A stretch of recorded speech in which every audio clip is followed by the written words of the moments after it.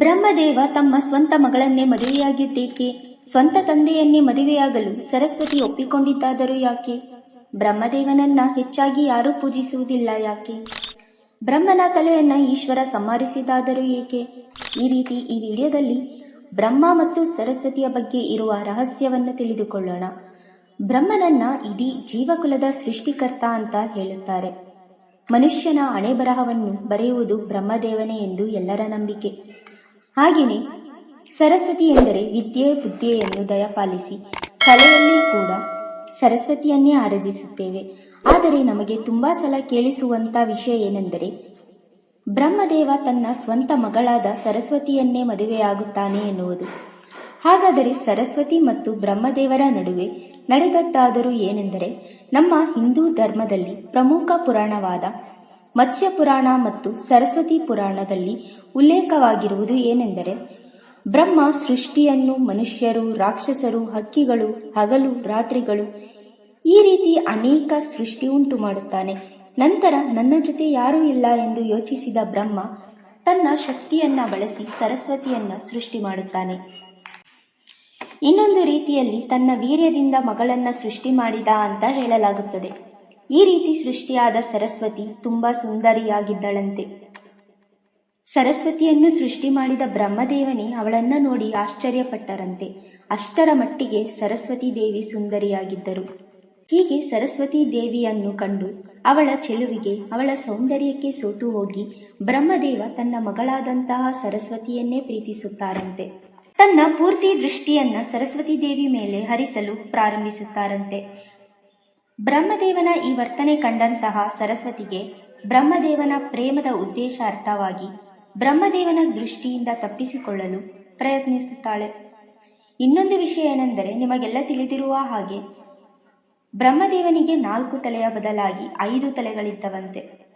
ಹೀಗೆ ಬ್ರಹ್ಮದೇವನ ದೃಷ್ಟಿಯಿಂದ ತಪ್ಪಿಸಿಕೊಳ್ಳಲು 4 ದಿಕ್ಕಿನಲ್ಲೂ ಅಡಗಿ ಕುಳಿತಿದ್ದಳಂತೆ ಸರಸ್ವತಿ ದೇವಿ. ಸರಸ್ವತಿ ಯಾವ ದಿಕ್ಕಿನಲ್ಲಿದ್ದರೂ, ಯಾವ ದಿಕ್ಕಿಗೋದರೂ ಬ್ರಹ್ಮದೇವ ತನ್ನ ಒಂದೊಂದು ತಲೆಯನ್ನು ಆ ದಿಕ್ಕಿಗೆ ಕಳಿಸಿ ಸರಸ್ವತಿ ದೇವಿ ಮೇಲೆ ಯಾವಾಗಲೂ ಕಣ್ಣಿಟ್ಟಿದ್ದರಂತೆ. ಆಗ ಸರಸ್ವತಿ ದೇವಿ ಈ 4 ದಿಕ್ಕು ಬಿಟ್ಟು ಮೇಲಿನ ದಿಕ್ಕಿಗೆ ಹೋಗಿ ಅಡಗಿ ಕೂತರೂ ಕೂಡ ತನ್ನ 5ನೇ ತಲೆಯಿಂದ ಕಂಡುಹಿಡಿಯುತ್ತಿದ್ದರಂತೆ ಬ್ರಹ್ಮದೇವ. ಇದರಿಂದ ಸರಸ್ವತಿ ದೇವಿಗೆ ಬೇರೆ ದಾರಿ ಕಾಣಿಸದೆ ಬ್ರಹ್ಮದೇವನನ್ನೇ ಮದುವೆಯಾಗಲು ಒಪ್ಪುವಂತ ಪರಿಸ್ಥಿತಿ ಬರುತ್ತದೆ. ನಂತರ ಬ್ರಹ್ಮದೇವ ಸರಸ್ವತಿಯನ್ನು ತನ್ನ ಮಗಳು ಎಂದು ಕೂಡ ನೋಡದೆ ಮದುವೆಯಾಗುತ್ತಾರೆ.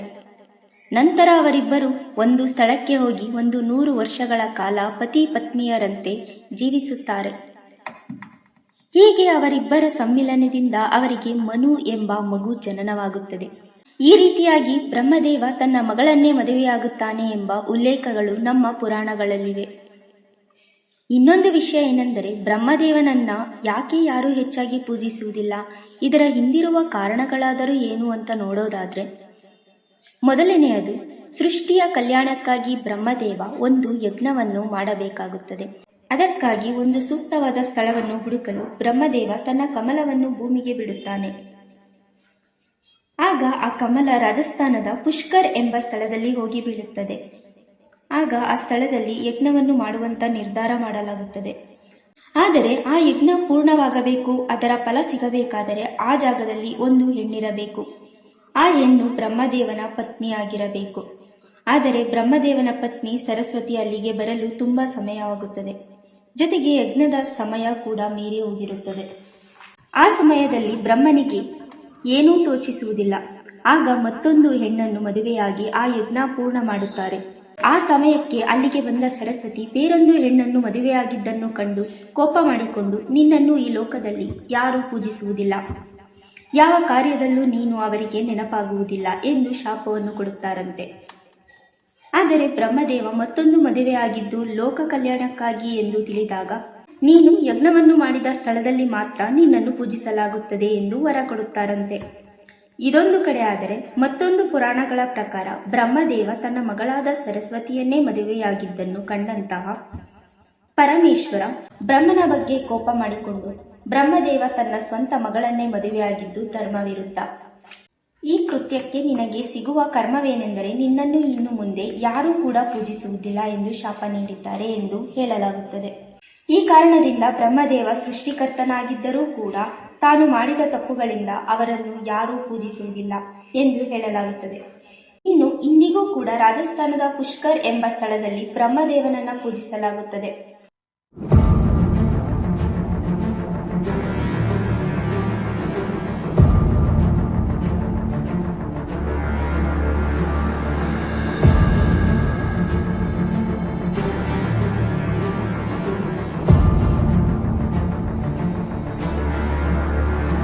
ಬ್ರಹ್ಮದೇವನಿಗೆ ಮೊದಲು 5 ತಲೆ ಇತ್ತಂತೆ.